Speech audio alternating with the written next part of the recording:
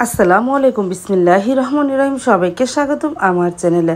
এখন ঘড়িতে 11টা বাজে। ভাবি এসে ঘর ঝাড়ু দিয়ে মুছে এখন মাছ কাটতেছে। সাইদুল বাবা সকালে একটু বাজারে গিয়েছিল, কিছু হাঁসরা মাছ এনেছে, নদীর গোড়াগাড়ি মাছ ফ্রিজে রেখে দিয়েছিলাম। তারপরে ভাবি আসা পরে ঘর ঝাড়ু দিয়ে মুছে এখন মাছগুলো কেটে নিতেছে। মাছ তো কাটতেছে আর বিড়ালের বাচ্চাগুলো দেখো কেমন করতেছে, ভাবিরে খুব বিরক্ত করতেছে। মাছের পেটি কাইনসা বিড়ালের বাচ্চাগুলো খাচ্ছে আর ভাবিরে খুবই বিরক্ত করতেছে দেখো।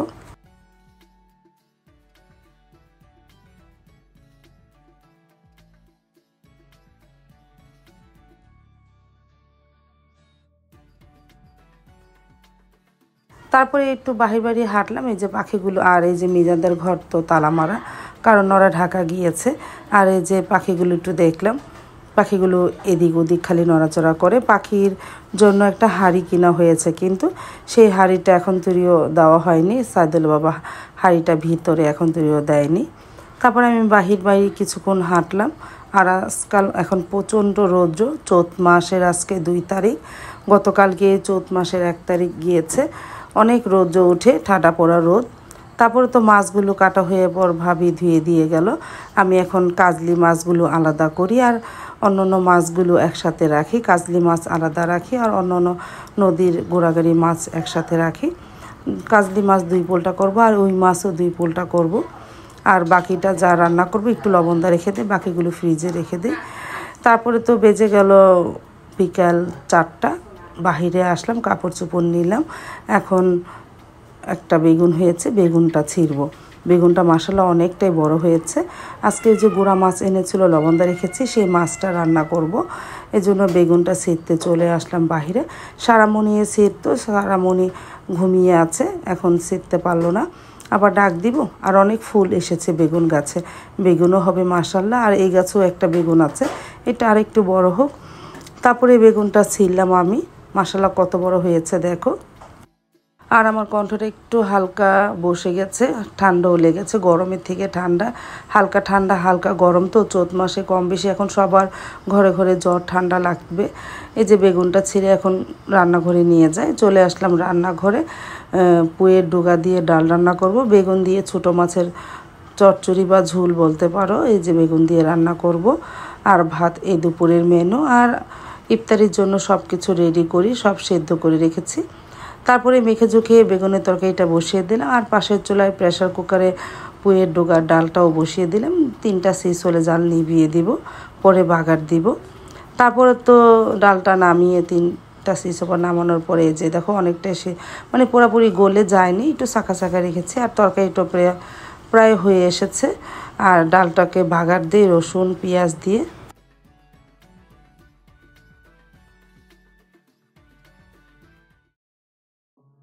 ভাত তরকারি হয়ে যাওয়ার পর, ডাল হয়ে যাওয়ার পর আসরের নামাজ শেষ করে চলে আসলাম ভাজা পোড়ার জন্য। যখন ভাজা পোড়া করতে এসেছি সাইদুল ফোন দিয়েছে, সাইদুলের সাথে কথা বললাম, এই জন্য তখন শুরু থেকেই ভিডিওটা করতে পারি না ভাজা পোড়া। তারপরে এই যে সাসলিক আর চিকেন বল বের করেছি, এগুলো আমি অনলাইনে থেকে কিনে এনেছি। গতকালকে ঢাকা গিয়েছিলাম না, ঢাকা থেকে এনেছি। এই যে হালিমও গরম করব। তারপরে এই যে চিকেন বলটার সাসলিকটা ভেজে নিতেছি, আবার সিঙ্গারা বলতে পারো সেটাও ভেজেছি। কিন্তু দুঃখের বিষয়, পরে বলবো এই কথাটা, দুঃখের বিষয়টা কি। তারপরে সাসলিকগুলো আস্তে আস্তে ভেজে নিলাম। তারপরে ইফতারিটা সব টেবিলে নিয়ে চলে আসলাম। সাইদুলের বাবা চলে এসেছে, আমরা একসাথে বসে ইফতারি করে নিব।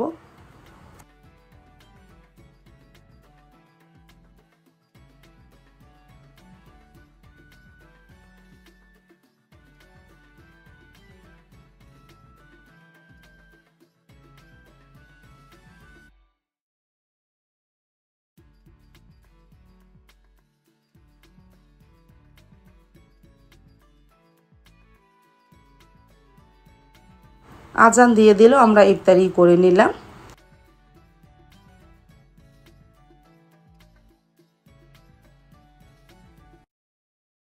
আর সাইদুলের বাবা তরমুজ দিয়ে ইফতারি করতেছে। তরমুজটা অনেক মজা ছিল আর অনেক মিষ্টিও ছিল। সেই ইফতারির প্রথমেই তরমুজ খেয়ে নিল। দুঃখের বিষয় হলো যে সাসলিক কিনে এনেছিলাম, ও যে সারামণি একটু খেয়ে রেখে দিল, আমিও খেয়ে রেখে দিলাম। টক টক লাগলো সাসলিকটা। অনলাইনে কিনেছিলাম কিন্তু ভালো পড়েনি।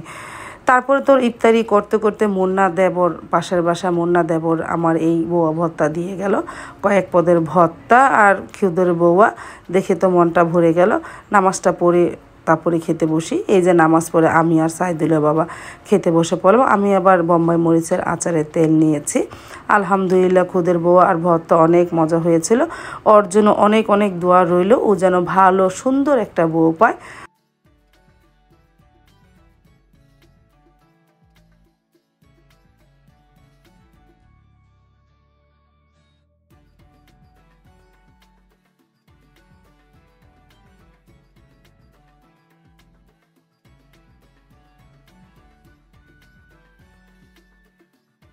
তারপরে ঘন্টাখানিক পর আমি সব কিছু গুছালাম। এর তো আর খাওয়া হবে না, যেহেতু খুদের বউয়া ভর্তা খেয়েছি।